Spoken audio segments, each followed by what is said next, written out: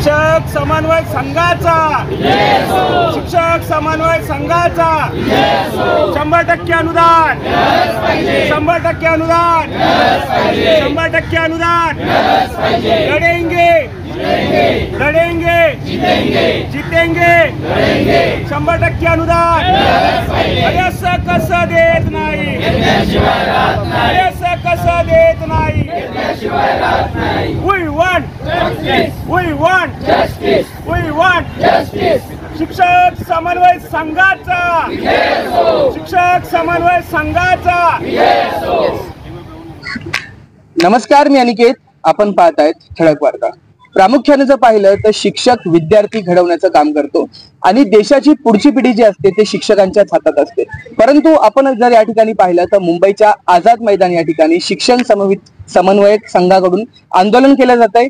नेमकं काय आहे मागणी? खरं तर खासगी शिक्षक जे आहेत ते सर्वत्र परीने विद्यार्थी घडवण्यासाठी सर्वत्र परीने प्रयत्न करत असतात, परंतु अनेक असे शिक्षक आहेत ज्यांची व्यथा आज आपण ठळक वार्ताच्या माध्यमातून जाणणार आहोत। सर, काय सांगाल, नेमकं काय मागणी आहे आणि कशा प्रकारे या ठिकाणी आंदोलनाची रूपरेषा असणार आहे? आमची एकमेव मागणी आहे की 2017ला बीजेपी सरकार सत्तेत असताना 20% प्रमाणे अनुदान आणि पगार सुरू केला, परंतु त्यावेळेस शासनाने प्रचलित नियमानुसार अनुदान हा जर शब्द टाकला असता तर आज या सर्व शिक्षकांना, प्राध्यापकांना तर प्रत्येक वेळेस आंदोलनासाठी बसण्याची गरज नसते। नेमकं असंच होत होतं पहिले की जेव्हा जेव्हा अनुदान मिळायचं तेव्हा प्रचलित धोरणानुसारच अनुदान मिळायचं, म्हणजे यावर्षी 20%, पुढच्या वर्षी 40%, त्याच्या पुढच्या वर्षी 60%। परंतु हा एक नवीन नियम या बीजेपी शासनाने काढला आणि फक्त 20% अनुदान दिलं 2017 मध्ये, आणि मग नंतर आज 2024 होऊन गेली तरी अजून 100%वर पोहोचले नाही। काही लोक 40%वर आहे, काही लोक 60%वर आहे, काही लोक 80%वर आहे आणि काही 20%वर आहे। त्यामुळे एकमेव मागणी आहे की वर्ग तुकड्या असतील, माध्यमिक शाळा असतील, ज्युनियर कॉलेज असतील, नैसर्गिक तुकड्या असतील, सर्व घटकांना प्रचलित नियमानुसार अनुदान, वेतन अनुदान देऊन यांचा पगार सुरू करावा। कारण नुसतं आश्वासन देऊन लोक थकलेले आहेत, म्हणजे जीवनाचे 45-50 वर्ष ओलांडून गेले, काही लोक बिनपगारी रिटायर झाले। त्यामुळे आता जरी शासनाने या सुशिक्षित शिकलेल्या वर्गाची दखल घ्यावी, जे लोक समाज घडवतात, जे लोक विद्यार्थ्यांना घडवतात, आणि त्यांनाच जर आज रस्त्यावर बसण्याची वेळ आली असेल तर मला असं वाटतं की ही फार मोठी शोकांतिका आहे। शिक्षक महासंघाच्या माध्यमातून मी या आंदोलनाला माझा पाठिंबा देतो आणि जोपर्यंत 100% प्रचलित अनुदान मिळणार नाही तोपर्यंत खांद्याला खांदा लावून त्या सर्वांसोबत मी सहभागी राहील, हेच आजच्या दिवशी सांगतो। नक्कीच। प्रशासनासोबत आपण पत्रव्यवहार केला का? प्रशासनाकडून कशा प्रकारे तुम्हाला सांगण्यात येते, काय आश्वासनं नेमकी दिली जातात सध्या? प्रशासनाकडून पत्रव्यवहार सुरू आहे। नेमकं काय आहे की शिक्षण विभाग फाईल पाठवून देतो, तिकडे प्लॅनिंग विभाग काहीतरी त्रुट्या टाकते, मग फायनान्स विभाग त्रुट्या टाकते, म्हणजे सातत्यानं काही ना काही ह्या ज्या अधिकारी त्यांना असं वाटते की हे आपल्या घरचे पैसे, आणि काही ना काही त्रुट्या टाकून ती फाईल निगेटिव्ह करून परत फाईल वापस पाडणे, परत पुटअप करणे, म्हणजे हेच सुरू आहे। त्यामुळे माझी प्रशासनाला सुद्धा विनंती आहे की या सर्व शिक्षकांना पगार मिळाला पाहिजे, एक चांगली भावना ठेवून तुम्ही यांची जी प्रस्तावित फाईल आहे ती तात्काळ निकाली करावी, ही सुद्धा मी प्रशासनाला विनंती करतो। यामध्ये नेमकं किती शिक्षक आहेत, किती शिक्षकांवरती नेमका अन्याय होतोय, एकंदरीत माहिती किती आहे? जवळपास मला असं वाटतं 60,000 ते 70,000 शिक्षक प्राध्यापक संपूर्ण महाराष्ट्रातले आहे। नक्कीच। आणि हे किती वर्षांपासून हे सुरू आहे? GR जो आला होता शासनाचा, नेमकं काय आश्वासन दिलं? नाही, इथं म्हणजे वयाची 20 वर्ष ओलांडून गेले, 20 ते 25 वर्ष।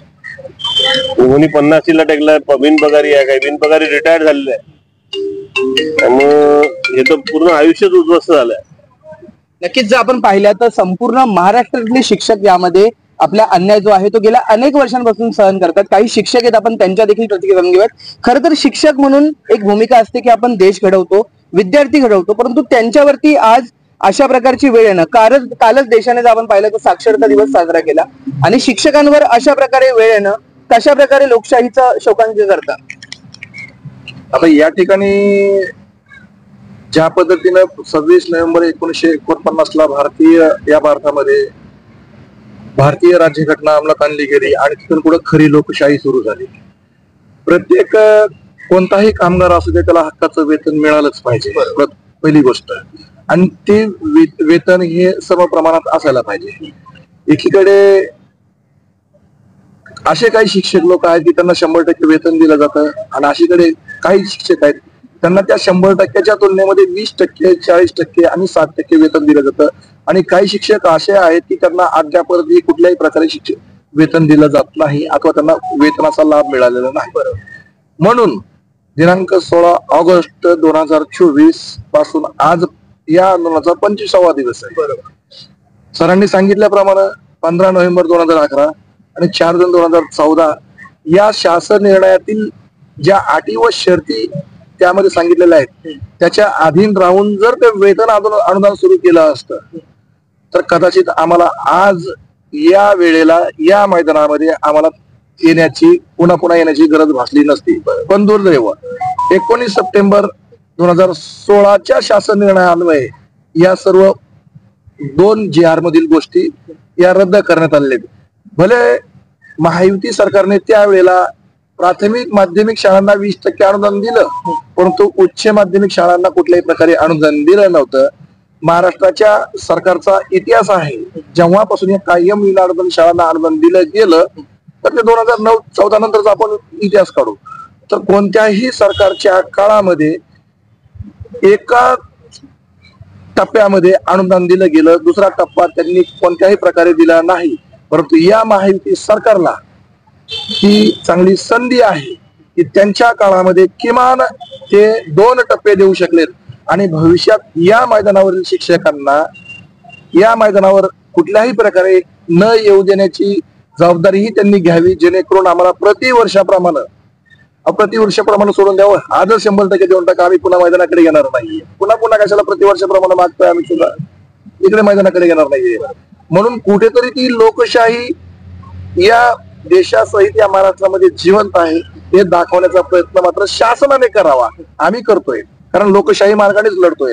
लोकशाही मार्गाने लढलो नसत तर आणि शिक्षक नसत तर आम्हाला आमचा उद्रेक काय ही दाखवण्याची संधी महाराष्ट्रासहित देशाला आम्ही निश्चितपणे दिली असती.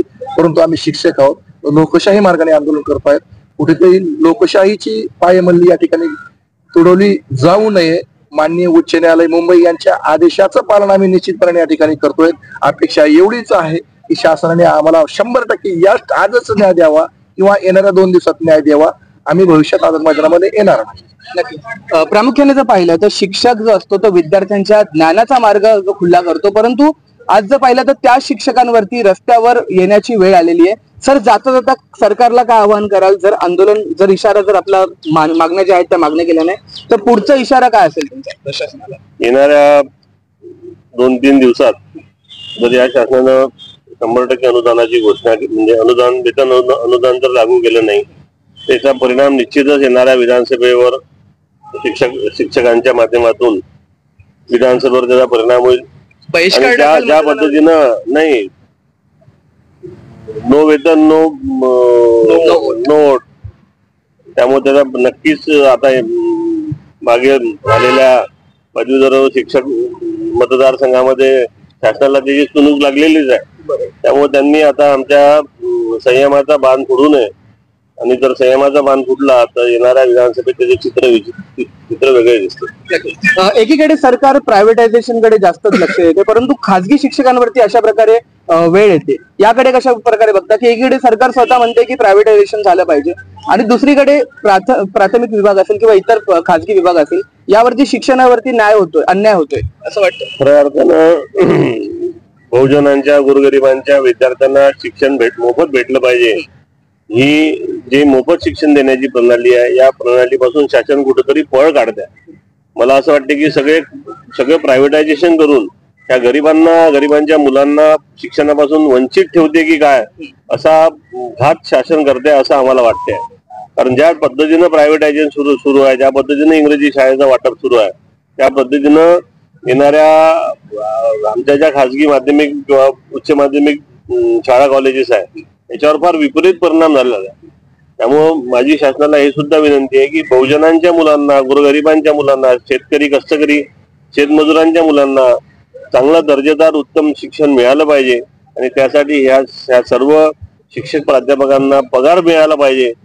पगार मिळाला तर ते त्या पद्धतीनं विद्यार्थ्यांना घडवतील, तर त्यांना शिक्षणाचं कार्य सोडून इकडे बसावं लागेल.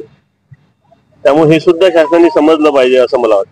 नक्कीच. खरं तर प्रशासनाची जबाबदारी आहे की अशा प्रकारे जर कुठे अन्याय होतोय तर त्यांनी यावरती वाचा फोडून लवकरात लवकर जो आहे तो अन्याय जो आहे दूर केला पाहिजे. परंतु प्रशासनातर्फे मात्र कुठल्याही प्रकारचं ठोस पाऊल जे आहे ते अजून तरी उचललं गेलं नाही. येणाऱ्या दिवसांमध्ये जर आम्हाला न्याय मिळाला नाही तर येणाऱ्या दिवसात आम्ही लवकरच याचे पडसाद जे आहे संपूर्ण महाराष्ट्रावर पसरतील असं देखील यावेळी म्हणण्यात आले.